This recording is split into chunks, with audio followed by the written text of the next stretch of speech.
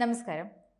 Syrian കേന്ദ്രങ്ങളെ ലക്ഷ്യമിട്ടുള്ള എല്ലാ ആക്രമണങ്ങളും ഇസ്രായേൽ അവസാനിപ്പിക്കണമെന്ന് UN പ്രഖ്യാപിച്ചുകൊണ്ട് രംഗത്തെത്തുകയാണ്. സിറിയയിൽ ഇസ്രായേൽ തന്നെ നടത്തുന്ന വ്യോമാക്രമണങ്ങളിൽ കടുത്ത ആശങ്കയുണ്ടെന്ന് UN മേധാവി ആന്റണിയോ ഗുട്ടറസ് പറഞ്ഞിട്ടുണ്ട്. ഇസ്രായേൽ ആക്രമണങ്ങളെ തുടർന്ന് 2 ആഴ്ചയ്ക്കുള്ളിൽ 1.1 മില്യൺ ആളുകൾക്ക് ഇസ്രായേലിൽ തന്നെ സിറിയയിൽ നിന്ന് പലായനം ചെയ്യേണ്ട സാഹചര്യം ഉണ്ടായി എന്നും UN വ്യക്തമാക്കിയിട്ടുണ്ട്. സിറിയയിൽ നിന്നും സ്ത്രീകളും കുട്ടികളുമായാണ് ഏറ്റവും കൂടുതൽ പലായനം ചെയ്തത് എന്ന് UN വ്യക്തമാക്കി കഴിഞ്ഞു. UN കണക്കുകൾ പ്രകാരം തന്നെ അലപ്പോയിൽ നിന്ന് 6,40,000 പേർക്കും ഇഡ്ലിബിയിൽ നിന്നും 3,34,000 പേർക്കും ഹാമിയയിൽ നിന്ന് 1,36,000 പേർക്കും പലായനം ചെയ്യേണ്ടി വന്നിട്ടുണ്ട് എന്നാണ് റിപ്പോർട്ടിൽ കണക്കുകൾ പ്രകാരം പറയുന്ന ഒരു കാര്യം. ബഷാറുൽ അസദിന്റെ 24 വർഷത്തെ ഭരണം അവസാനിച്ചതിന് പിന്നാലെയാണ് ഇസ്രായേൽ സിറിയക്കെതിരെ ആക്രമണം ആരംഭിച്ചതെന്ന് ഏറ്റവും കൂടുതൽ പറഞ്ഞേ മതിയാകൂ. അതേസമയം ഇസ്രായേലിന്റെ സിറിയ ആക്രമണത്തെ പിന്തുണച്ച് US രംഗത്തെത്തിയിരിക്കുകയാണ്. ഭീഷണികൾ ഇല്ലാതാക്കാനായാണ് ഇസ്രായേൽ ശ്രമിക്കുന്നതെന്ന് US സുരക്ഷാ ഉപദേഷ്ടാവ് ജാക്ക് സലിവൻ പറഞ്ഞിട്ടുണ്ട്. സിറിയൻ പ്രദേശത്തിന്റെ തന്നെ നിയന്ത്രണം പിടിച്ചെടുത്തു എന്ന റിപ്പോർട്ടുകൾ ഇസ്രായേൽ തള്ളിയിരുന്നു.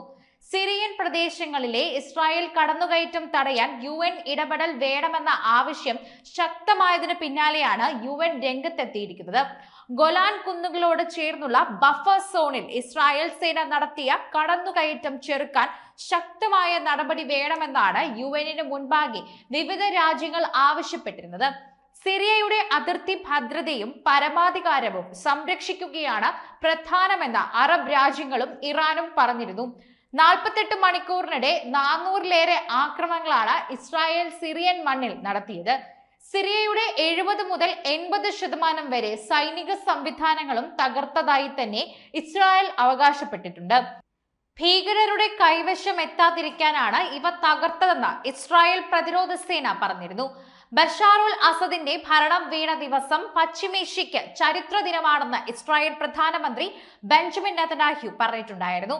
ഇറാൻ നേതൃത്വത്തിൽ നൽകുന്ന ചെകുത്താന്റെ അച്ചുതണ്ടിന്റെ പ്രധാന കണ്ണിയുടെ പതനമാണ് ഇതെന്നും അദ്ദേഹം പറഞ്ഞിട്ടുണ്ടായിരുന്നു.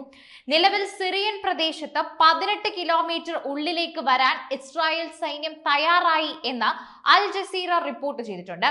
സിറിയയിൽ അധികാര കൈമാറ്റം പൂർത്തിയാക്കുന്നതിനുവരെ ഭരണഘടനയും പാർലമെന്റും സസ്പെൻഡ് ചെയ്തതായി ഇടക്കാല സർക്കാർ അറിയിച്ചിരുന്നു. ഭരണഘടനയിൽ പുതിയ ഭേദഗതികൾ കൊണ്ടുവരാൻ നീതിന്യായ മനുഷ്യാവകാശ സമിതികൾ രൂപീകരിക്കുമെന്ന് തന്നെ സർക്കാർ വക്താവായ ഉബൈദ് അർനൌദ് പറഞ്ഞിട്ടുണ്ട്.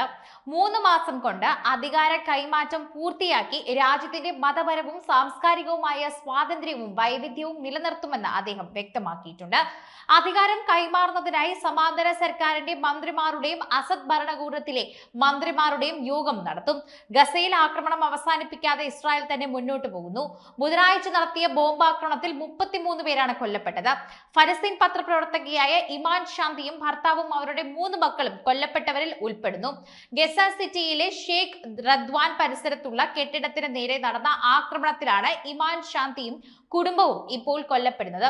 പ്രാദേശികമായി പ്രവർത്തിക്കുന്ന അൽ അക്സ റേഡിയോയിലാണ് 38-കാരനായ ഇമാൻ ജോലി ചെയ്തിരുന്നത്. സാമൂഹ്യ പ്രവർത്തക എന്ന നിലയിലും ഇമാനെ നാട്ടുകാർക്ക് അറിയാമെന്ന് തന്നെ പറയാം.